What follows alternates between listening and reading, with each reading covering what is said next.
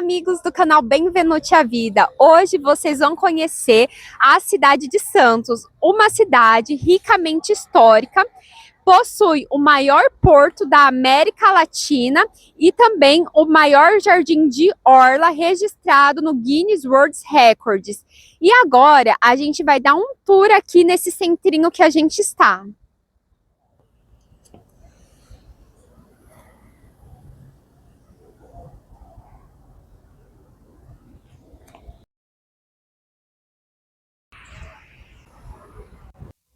E andando pelas ruas de Santos, o que mais me chamou a atenção são as semelhanças notáveis com a Europa, especialmente pela arquitetura histórica no centro e a forte influência dos imigrantes italianos, portugueses e espanhóis. Eu sou Amanda Mendes. E eu sou o Bruno Benvenuti. Então a nossa primeira parada é o Museu do Café, que foi inaugurado em 7 de setembro de 1922 e tá muito cheirinho de café, hein? E vocês vão lá conhecer com a gente. Vamos lá!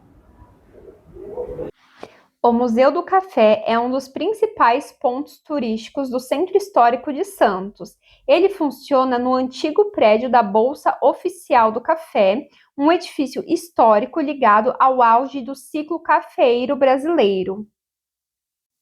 Logo na entrada tem a cafeteria do Museu do Café. E como nós chegamos de manhã, já aproveitamos para experimentar essas delícias. Então fizemos uma pausa estratégica, porque nesse momento chegou um ônibus de excursão com mais de 200 alunos e tinha fila para entrar no museu. O café e o salgado são realmente uma delícia, porém o preço não é muito barato. Também na entrada tem folders contando a história do museu, nos idiomas inglês, espanhol e português. Aos sábados, a entrada no Museu do Café é gratuita. É só você chegar ali no balcão e pegar o seu ingresso. Vocês estão vendo o vitral A Epopeia dos Bandeirantes, projetado por Benedito Calixto, e é dividido em 3 seções de quadrantes. E esse é o salão onde aconteciam as negociações. Os corretores se reuniam para negociar lotes de café e transações. Vamos deixar o áudio original do guia que estava nos acompanhando com explicações. Um exemplo máximo dessa questão do avanço tecnológico, né? Que é o quê? Vocês perceberam alguma coisa diferente ali nessa época? Sobrevoando essa. Ele nos explicou que o que estávamos vendo sobrevoando o céu era o 14 bis.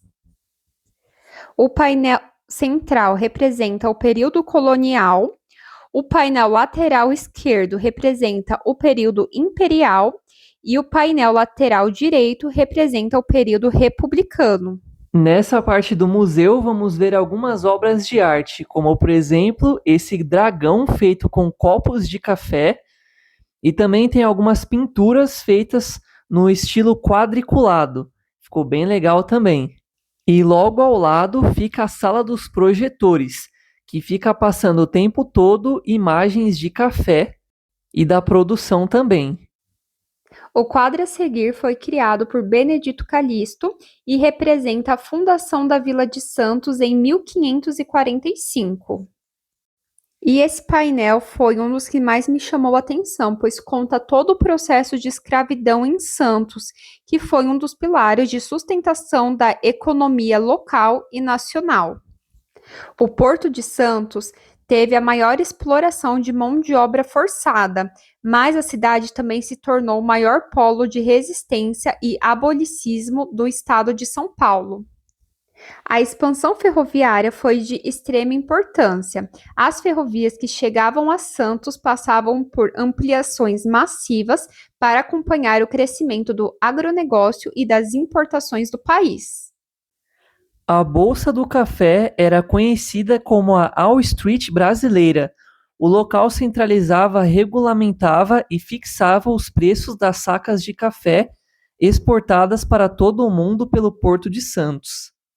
Ao lado do Salão do Pregão, nós temos o letreiro do café e também tem um quadro negro para fazer o controle da Bolsa Oficial do Café mês a mês. Pessoal, eu gostei muito dessa parte porque mostra um pouco sobre a evolução do café, que com o passar do tempo, cada cultura criou a sua própria maneira de apreciar o café. Então, por exemplo, na Itália nasceu o espresso intenso e encorpado. Na França, o café filtrado ganhou popularidade. Já na Turquia, o preparo tradicional do café se transforma em uma verdadeira experiência cultural. Agora nós estamos no primeiro andar do museu, que tem essa vista belíssima e dá para tirar fotos bem legais. E uma coisa que me intrigou bastante no museu, pessoal, foi que o Brasil, ele é o maior produtor de café do mundo e ele possui regiões que são reconhecidas internacionalmente, como o sul de Minas, Cerrado Mineiro e Mogiana. Mas quando a gente pensa no Starbucks, a gente lembra do Starbucks pelo café mesmo. Então, para vocês verem como os Estados Unidos sabe trabalhar o marketing. Vamos agora à experiência do cheiro do café. Tem cheiro de Tem. verde mesmo. Esse aqui é um cheiro muito gostoso. O melhor é esse, ó. Agora a segunda parada é aqui nessa praça. Desse lado tem o Museu Rei Pelé e desse lado tem o passeio de bondinho que a gente vai andar depois. E a gente vai levar vocês para conhecer. Então vamos lá. O Museu Pelé foi inaugurado em 15 de junho de 2014, poucos dias após o início da Copa do Mundo realizada no Brasil naquele ano. O próprio Pelé participou da cerimônia de inauguração, que aconteceu no Centro Histórico de Santos. A entrada no Museu Pelé é gratuita, e aqui já estamos vendo uma escultura em tamanho real do Pelé, vestido com as roupas da seleção, e eu até tirei uma foto. E aqui conta toda a história do Pelé nesses painéis, com alguns objetos que marcaram sua trajetória. Mais do que celebrar os feitos de um atleta, o museu revela a história de um ícone que ajudou a transformar o futebol em uma linguagem universal, capaz de unir pessoas de diferentes culturas e nacionalidades. E, inclusive, tem os troféus reconhecidos pela FIFA e, entre eles, a bola de ouro de melhor jogador do mundo, e também as medalhas do Brasil. E pessoal, andando no museu, vendo tanto de prêmio, eu volto a ter esperança que o Brasil pode novamente ser reconhecido como país do futebol. Pessoal, a gente está aqui no Museu Pelé e a gente está vendo o quanto de reconhecimento ele teve. E esse ano é ano de Copa, a gente está 24 anos correndo atrás desse Hexa. E aí, qual a opinião de vocês? Vocês acham que o Hexa vem esse ano ou não? Deixa nos comentários que a gente quer saber a opinião de vocês. O museu ele reúne fotos, vídeos, troféus, camisas e objetos que contam a trajetória de Edson Arantes, do Nascimento, o Pelé. E eu fiquei impressionada o quão jovem ele começou a jogar bola. E nesse lado estamos vendo as principais camisas dos times que ele jogou, incluindo a seleção brasileira. E aqui o quadro dos números do rei, 1.282 gols. Pessoal, e agora a gente está vendo os prêmios mais importantes que o Pelé ganhou, reconhecido pela FIFA. É lógico que ele ganhou depois, em 2014, porque na época que ele jogava ainda não tinha. Mas entre eles está aqui a bola de ouro. E aí eu pergunto para vocês, será que o Neymar ainda tem chances de ganhar uma dessas? Escreve aí nos comentários. E desse lado do museu, a parte artística envolvendo o Pelé. Então tem muita coisa pop.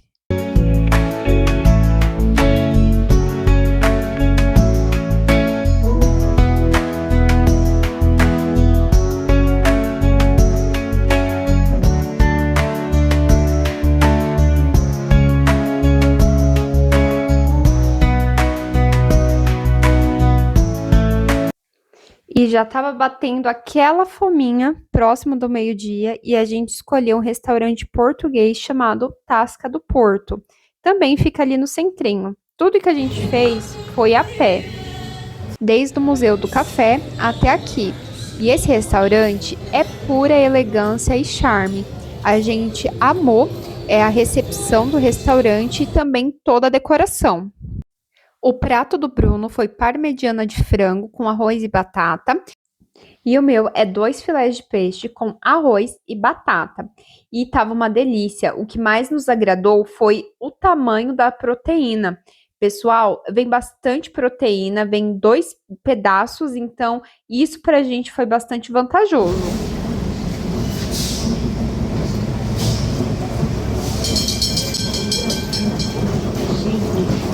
Tudo café, outro você de grandes. Há 2 anos atrás. Compramos os ingressos para fazer o passeio histórico de bondinho à 1 da tarde, e lá estava ele nos esperando. O ingresso custa R$ 7,00 inteira e R$ 3,50 meia. O passeio dura em torno de 15 a 20 minutos. Esse reboque, isso aí já é uma réplica do bondinho do século XIX, que era morrido na época atração animal, era uma carroça que ia nos trilhos, tá? Ele só virou reboque, como a gente está fazendo agora, a partir com a chegada dos elétricos. Esse serviço, gente, durou 100 anos aqui em Santos. Começou em 1800 e durou até 1971. E agora, desde o ano 2000, ele funciona como um passeio cultural, com o objetivo de levar a gente numa viagem no tempo pela história de Santos. É o Museu Pelé recente, de 2014. Mas o imóvel que ele ocupa é lá do século XIX, gente. Isso aí na época. Final do século XIX, início do século XX, esse imóvel abrigava a sede da Prefeitura de Santos. Era aí. Depois disso, ele ainda abrigou um hotel no Porto de Santos. Aqui é tudo armazém também, já centenário, sem nenhuma atividade há muito tempo. E aqui está acontecendo agora as obras de expansão do Parque Valongo. Tem um pedaço lá na frente que já funciona, agora eles vão aumentar o parque e fazer ele chegar até aqui.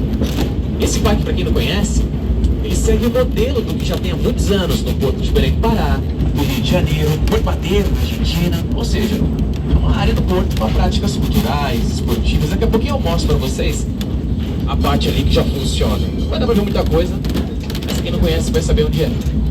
Agora, o porto mais interessante do Porto de Santos, gente, é que hoje, eu ainda não tenho ouvido falar que ele é o maior porto da América Latina, né? Em tamanho. São 16 quilômetros de porto. E contando, porque não para de crescer. Outro dia eram 13 quilômetros, já são 16. Não para de crescer.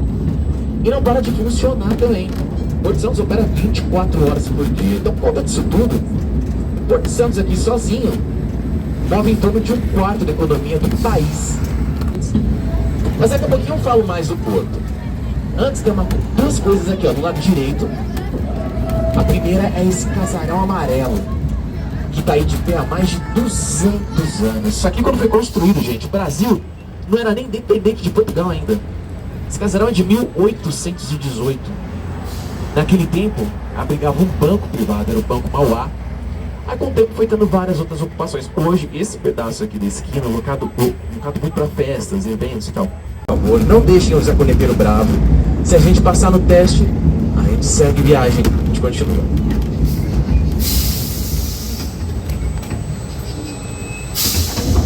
Boa tarde a todos. Boa tarde! Conforme meu neto falou, ele fala quase se escreve. Eu sou o Zé Corneteiro, venho dar boas-vindas à nossa cidade, tornando vocês como amigos, não só como visitantes. Ao toque da corneta, continência.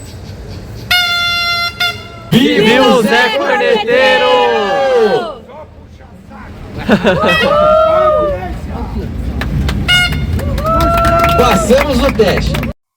E o bonde, ele faz o trajeto do local onde iniciamos o vídeo. Aí vocês estão vendo a Praça Mauá, onde fica localizada a Prefeitura de Santos. Vocês sabiam que a pessoa que conduz o bonde é chamado de motorneiro? Inclusive, ele nos orientou que teria uma passarela que a gente consegue atravessar a pé para visualizar todo o Porto de Santos. E óbvio que eu e o Bruno fizemos essa caminhada. Então, assim, é uma caminhada de uns 8 a 10 minutos. Pessoal, Agora são 2 horas da tarde, eu e o Bruno ficamos a manhã inteira no centro, a gente não precisou usar o carro, então tudo que a gente fez ali no centro foi a pé mesmo. Mas agora a gente está aqui no Monte Serrate, a gente precisou vir de carro, que é uma média uns 15 minutos de lá para cá, e aqui tem mais um bondinho para a gente andar. Então vem com a gente!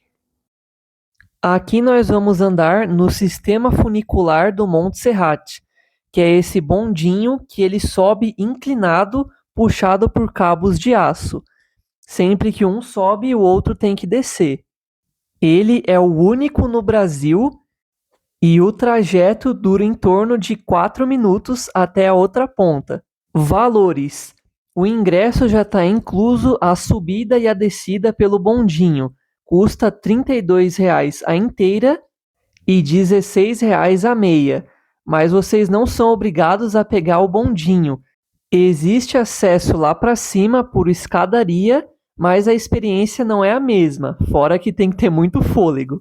O Monte Serrate já foi conhecida como um palco de uma intensa vida social.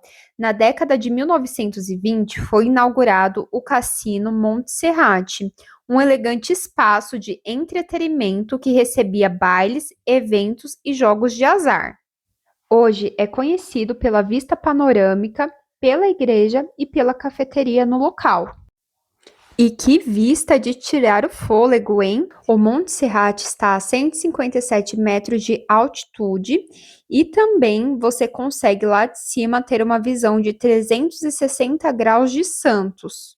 E dica importante, porque muitas pessoas esquecem de subir as escadas para visitar o mirante. Lá de cima vocês conseguem ver o centro histórico, as praias e o Porto de Santos. E que tal brincar de arco e flecha? Será que você é tão bom quanto a Katniss Everdeen? Está aí o desafio. E aqui em cima ocorre uma feirinha e eu fiquei impressionada com a delicadeza e a excelência do material que eles produzem. Pessoal, eu comprei essa linda decoração aqui do artesanato de cobre. Olha que lindo! Vou decorar minha sala com ela. Eu amei, fiquei apaixonada. Então sigam eles no Instagram, Artesanato de Cobre.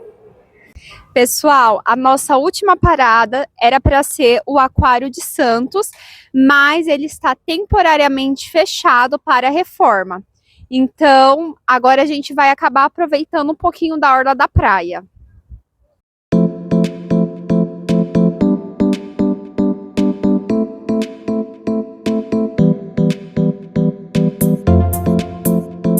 Pessoal, antes de finalizar, a gente veio aqui para a orla da praia para falar um pouco do Neymar.